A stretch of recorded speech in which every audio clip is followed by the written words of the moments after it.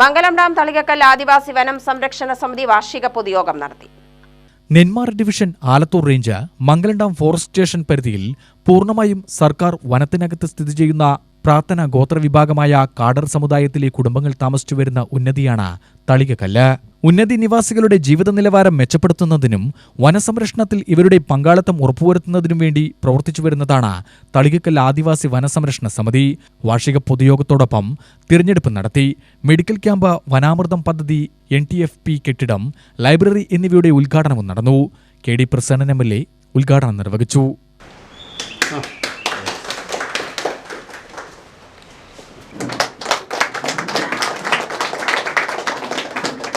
ഈ രാജ്യത്തിലെ ആദിമ നിവാസ സമൂഹത്തെ പ്രതിനിധീകരിക്കുന്ന നിങ്ങൾ ഈ പ്രകൃതിയെ, വനമേഖലയെ സംരക്ഷിക്കുന്നതിന് വേണ്ടി നടത്തിക്കൊണ്ടിരിക്കുന്ന പ്രവർത്തനങ്ങളെ പ്രോത്സാഹിപ്പിക്കാനും അങ്ങനെ ഈ വനമേഖലയെ സംരക്ഷിക്കുന്ന പ്രവർത്തനത്തിൽ ഏർപ്പെട്ടിരിക്കുന്ന നിങ്ങളുടെ ജീവനും ജീവിതവും സുരക്ഷിതമായിരിക്കണം എന്ന താൽപര്യപൂർവ്വം വനം വകുപ്പ് നടത്തുന്ന ഇടപെടൽ ഏറ്റവും പ്രധാനപ്പെട്ടതാണ്.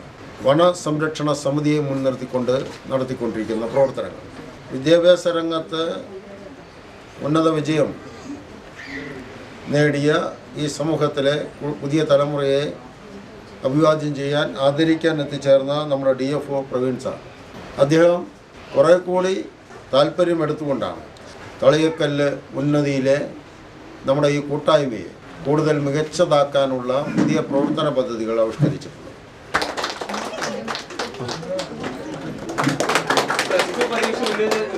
സമിതി പ്രസിഡന്റ് S. നാരായണൻ അധ്യക്ഷനായി. Nenmara DFO P. പ്രവീൺ മുഖ്യാതിഥിയായി പങ്കെടുത്ത് വിദ്യാഭ്യാസ അവാർഡ് വിതരണം നടത്തി.